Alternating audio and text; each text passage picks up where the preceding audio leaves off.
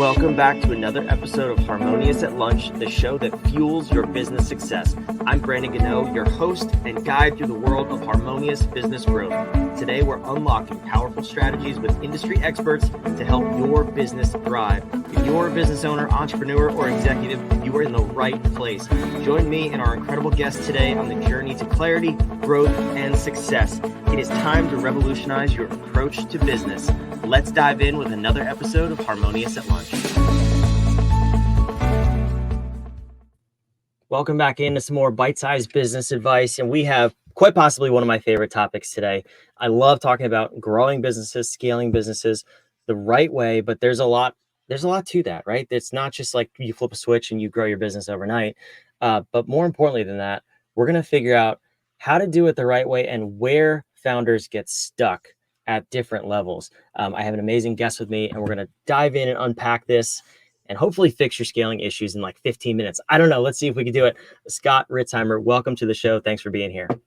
Brandon, thanks so much. I always get this kind of moment of anticipation right about now because I was listening to a podcast like this and you'd think 15 minutes, what can that possibly change other than a Geico commercial? And it actually totally transformed my life. I owe what I do today, the success I had both in scaling and exiting my business, to a podcast very much like this. And I hope that it proves to be equally as valid for someone listening here today.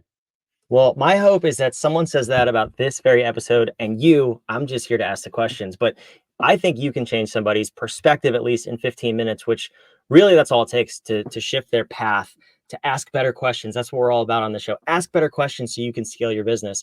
And I think you have a very unique concept. So we talked before we started recording about different levels of scaling, and I want to get there, but when we have to address the overall issue, right? Scaling your business. I said it's not a light switch. It's not that simple. There are things you need to do, but what do people get wrong first and foremost when they think about scaling their business? Yeah. So there's this anecdote I like to share. So imagine we're coming up on football season here pretty soon. We'll use a football analogy. Imagine it's the big game, right? Championship game. You're down by 4. There's 4 seconds left. You're on the 4-yard line. It's 4th down. Like, you got to get in. That's what it boils down to. If you get in, you win. If you don't get in, you lose. So you know exactly what to do. You've got the perfect play. You've practiced it 1,000 times. It's a fake to the running back and then a toss to your star wide receiver in the end zone. And so you call the play. Everybody lines up. And it kind of hits you at this moment that it's different this time. Because this time, instead of getting the ball in your hands, you're the coach on the sideline calling the plays. But you're not actually the one running them. And it comes with perks. We can probably get into that in a little bit later. But the best you can do at this point is just kind of hope that your folks have got it, right? Hope that hope that you made the right call, hope that you trained them enough.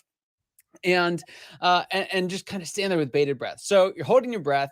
The ball's hiked, gets back to the quarterback, fake to the running back, and it works. The defense bites, everyone collapses on the hole, and it's just picture perfect, exactly what you would want. And as you pan to the left, the hint of a smile that had started to creep on your face because the play was working disappears in an instant because you see your star quarterback got the play wrong and they're blocking instead of running to the end zone. So as a coach on the sideline, what do? You take off. I mean, you just book it down the sideline. The headset goes flying, the clipboard hits an assistant coach, right? They'll study the physics on this for years because no one knows how you made it down that much field that quickly. But somehow, at the very last nanosecond, you get in, you jump in 2 feet in the end of the end zone, make the diving catch. And you expect the crowd to go wild, right? That's what they've done for most of your career to this point. And instead, what is it? Silence. You could hear a pin drop. 80,000 people, millions watching online. No one has any idea what just happened. The only thing happening is these little yellow flags are starting to fly in your direction and men in black and white stripes are running at you, right? And not only did your catch not seal the victory for your team, it guaranteed your defeat, right?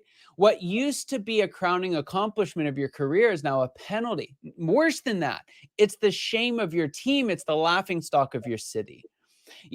By crossing the boundary of the sideline, right? It's one of the benefits that sports coaches have is that there is a big, giant, fat, white line that says "Do not cross," essentially, right? But by crossing that line, you not only you failed to secure the victory by jumping in and saving the day. You didn't save the day. You guaranteed that your team was going to lose. And never has this happened in the history of championship American football, right? Like it's just ludicrous to think of it happening.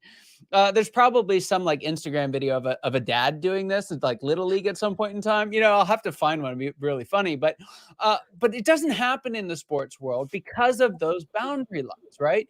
But I can tell you from working with well-meaning, right, and very successful founders and CEOs, it happens every single day in our businesses. As founder and CEO, who's going to tell you what the boundary line is that you can't cross, right? How do you know what that line is?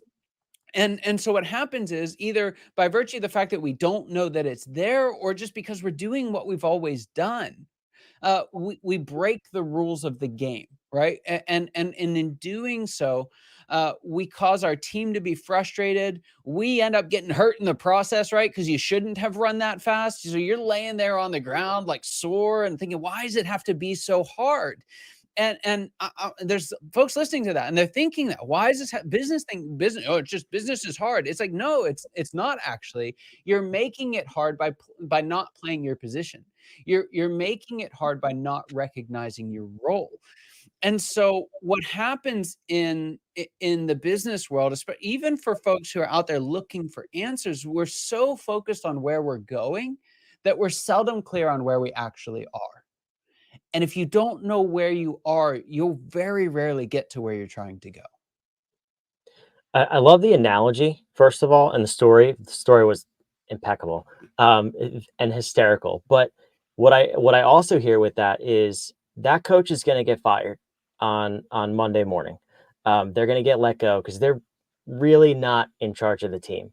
Uh, if that happens in your small business, you're going to keep your job because you're the owner or you're the founder, but you're going to start to lose talent because when you interject and you get in front of highly skilled people who you've trained and empowered to do their job and you start doing it for them, they start to leave because they get pissed off.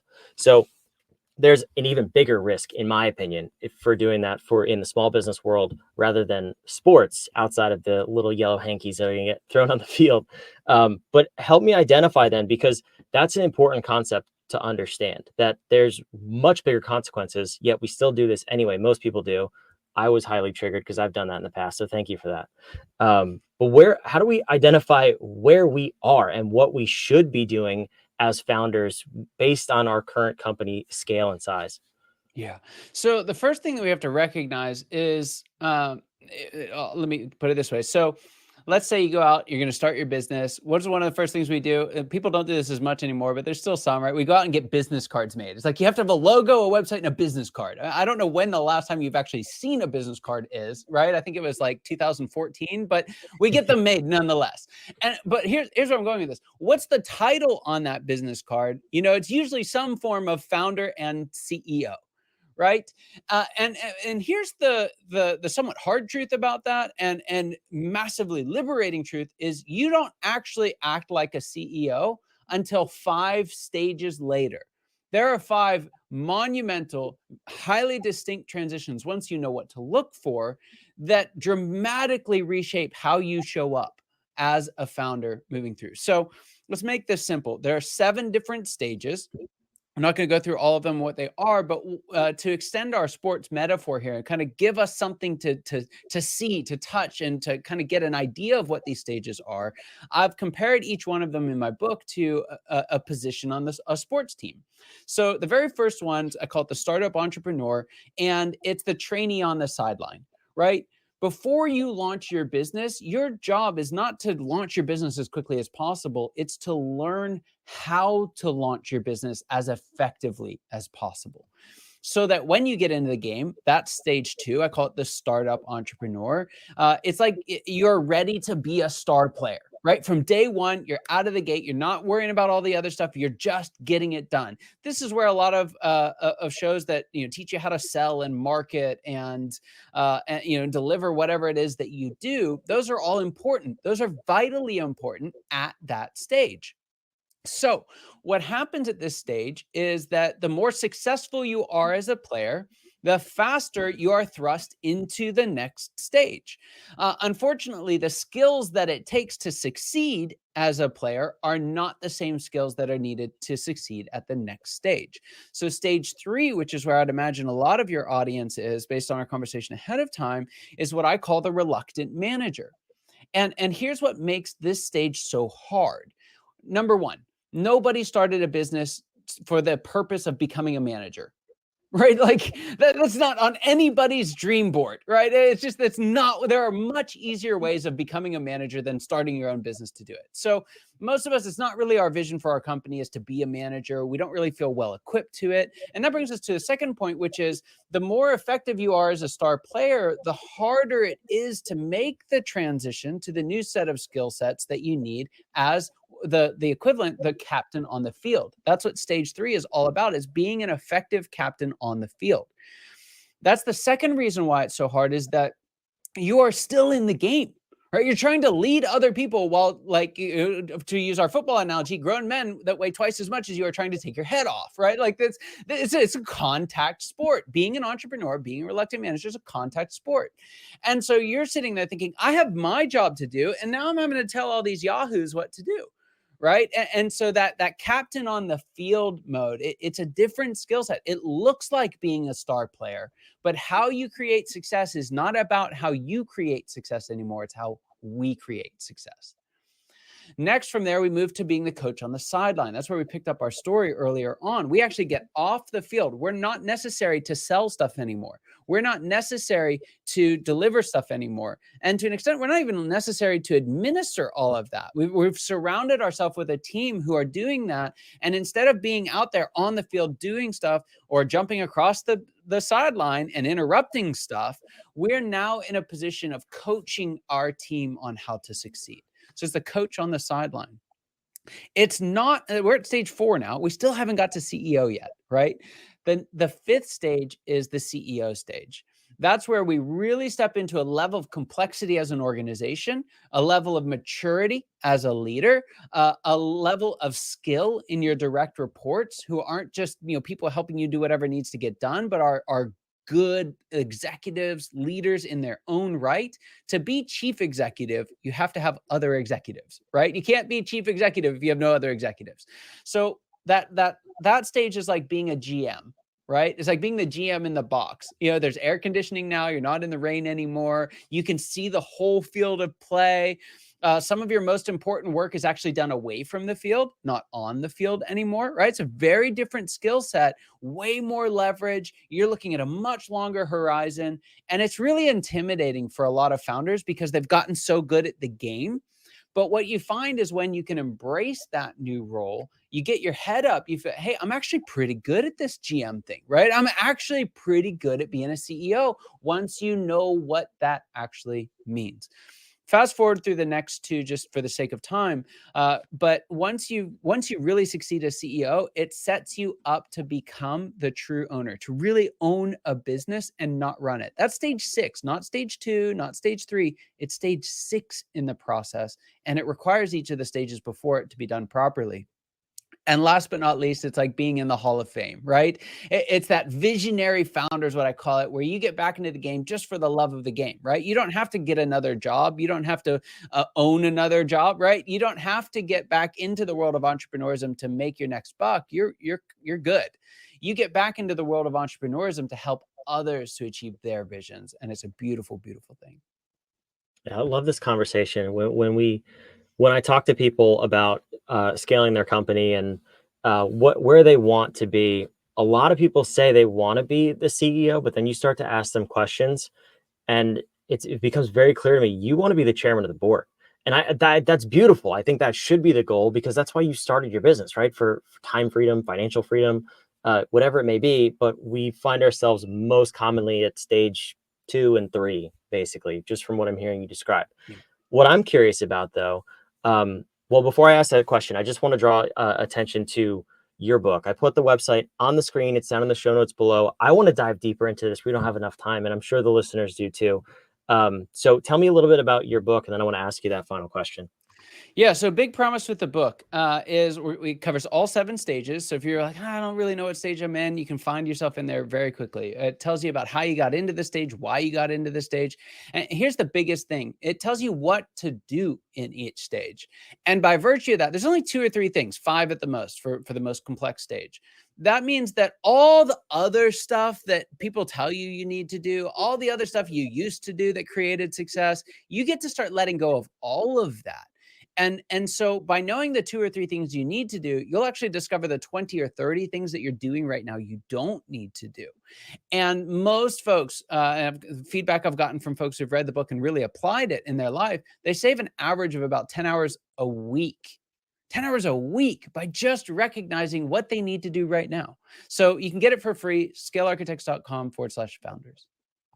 I love it. Yeah, simple but backwards principle is the less you do, the more you can grow. Obviously, there has to be a structure around that, but it doesn't take more to build a bigger company. So super cool. Definitely go check out the book. Scott, thank you for making it free. So the question I was kind of leading to there was most of our audience is going to be between stages 3 and stages 4, where I find the biggest hurdle with people is really from going from 4 to 5, that transition to a true CEO where you have an executive leadership team. People still get caught up in the doing, the day-to-day execution and running of the company. What are, like, unpack a little bit. I know you can't go super in depth, but what are some of those key things that we need to transition, whether it's in our mindset, in what we're focused on doing, that will get you to that true CEO point? The biggest thing is the biggest tactic is you need to shift from making policy decisions. This is what we're going to do, to people decisions. This is who I trust to make that decision. Massive, massive shift, right? To do that, you have to deal with the negative emotions that come along with it, right? And so the biggest challenge is not actually the tactics. Once folks understand where they are and what they need to do to move forward, and they are committed to it, they're emotionally committed to it. It takes some time, but it's really not that hard. It's just reps. What makes it so hard is that we give up, right? That coach on the sideline, I call it the disillusioned leader stage, because it's emotionally really, really difficult. Feels like it should be successful, right? Usually your business is the biggest it's ever been, but you feel like you're more dead than you've been in a long time. It sucks the joy out of you, sucks the life out of you. A really quick story on this. I'll shorten it. A couple years ago, when Top Gun Maverick came out, I had a chance to go and in a peak romantic endeavor, dinner and a movie with my wife. Right? It's remarkable, I know. But we went to see Top Gun Maverick, and we get to about 20 minutes left in the movie, and just about everything at this point that can go wrong has gone wrong. Right? Like Tom's been shot down a couple times. I think he was being chased by a helicopter. He doesn't have the girl yet. His former wingman's son is mad at him. He's relational issues. Everything has left him behind. Like everything that can go wrong has gone wrong. At least it feels that way. And so we get the call from the babysitter and have to leave like right away, go back to our kids. I didn't see the last 20 minutes of that movie for 2 years, right? And if you stop it there, it's just downright depressing. So the biggest problem that we have is that we stop the movie right there, right? In its lowest point, in its hardest moment. And we think, is this really worth it? Right? It's like these changes that I need to make, are they really worth it? Because it feels like it's just going to be more of the same. And when we understand that, one, that's the worst place to make that decision. And two, you are just one step away. It's the biggest transformation, but it's also the most remarkable. That one transition from stage 4 to stage 5, from disillusioned leader to chief executive, is the most remarkable. It's the most powerful. It's the most sustainable transition that you can make as a founder. It makes complete sense. And I love the analogy too. I'm concerned about you. How did you make it 2 years without having the closure on that story? I mean, are you okay? Are you okay? I got 3 kids, man. Like, we live life wide open. It was like, I can't even say that I got to watch it whenever it came out on, like, I think it was on Amazon or something like that. I still didn't have time to watch it. So I have seen it. It took me about 2 years to get there. I saw Tom save the day and all was well. I'm a whole person now, but yeah, it's that's a little picture into my life at the moment. I hear you. Yeah, I have little kids too. I know the feeling. There's no such thing as a complete movie anymore. Maybe we'll get there one day. I don't know. But until then, no, this is fantastic, Scott. I can't thank you enough for being here. But I love to end these episodes with a question, but a question from you to the listeners. And the whole reason behind that is we just believe here at What If that powerful questions get powerful answers. And I also want to make these episodes actionable. This is great information. If you do nothing with it and you just click the next podcast episode, you've done yourself a disservice because there's so much gold here. And Scott absolutely had the ability to change your perspective. It's up to you to take action on it, though. So first and foremost, go grab the book. But Scott, here's the question. Based on what we talked about today, based on what you're talking about with scaling, especially going from 3 to 4 and 4 to 5, what is that powerful question that you want the listener to ask themselves until they get the answer based on this conversation? The very first question, and this is always where I start with every single one of my clients, because none of the stages matter if you don't answer this question. And that is, what do you actually want? What do you actually want? Do you want to scale your business, or do you just feel like you have to, right? Are you borrowing someone else's goals? So once you understand what you want, walking the road to get there is very, very easy. But if you're walking the road that's taking you somewhere you don't want to go, you're going to fight it every step of the way. So my question for you is, what do you actually want for you, for your business, for your family? What do you want? It's such a good question. I'm always surprised by the number of people who don't know the answer or have never asked the question. So thank you for that. And thank you for being here. This was great. It's my pleasure. For those of you watching, listening, wherever you are, first and foremost, the link to the book is in the show notes, along with the rest of Scott's links. You can go check him out online and on social media, but make sure you subscribe. We love bringing you these episodes 5 days a week so you can get out of that little box you find yourself in and get to that next level. And now we know what the levels are. Thanks to Scott. This is fantastic. We'll see you on the next episode of